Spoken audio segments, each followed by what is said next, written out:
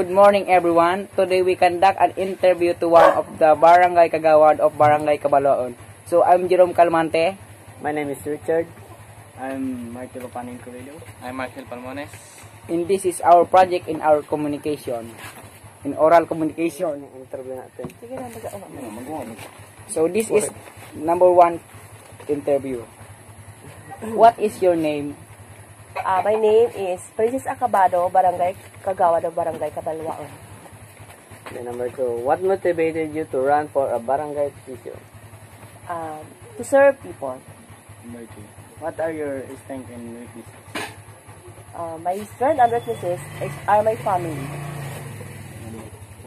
How will you describe your leadership? Binibigay ko ang pangangailangan ng aking mga kabarangay. How do you handle conflict? Just focus on your own responsibility. What are your core values? Maasahan at madaling lapitan. Number 7.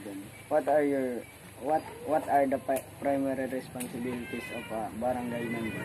To serve people. And how will you describe the current state of our barangay?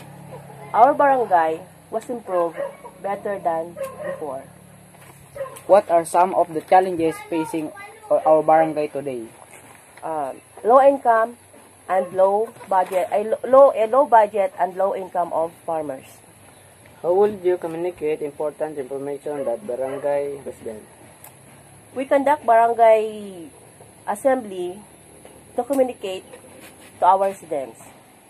Number 11. How would you communicate important information to the barangay resident?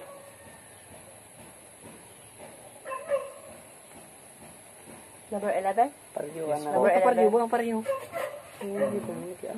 Sige na. We encourage To participate. them to participate all program that we implement. Example, Idol Ko Si Nanay. What are your ideas for improving community engagement in the barangay? Ang mga idea ko para makatulong sa pag-improve ng ating barangay ay ang pag-implement ng mga proyekto. How would you build consensus and work collaboratively with other barangay members? Nag-uusap at nagpaplano kami kapag kami ay may mga sesyon. Yun lang po. Tapos na po tayo sa interview. Thank you. Thank you. Salamat po.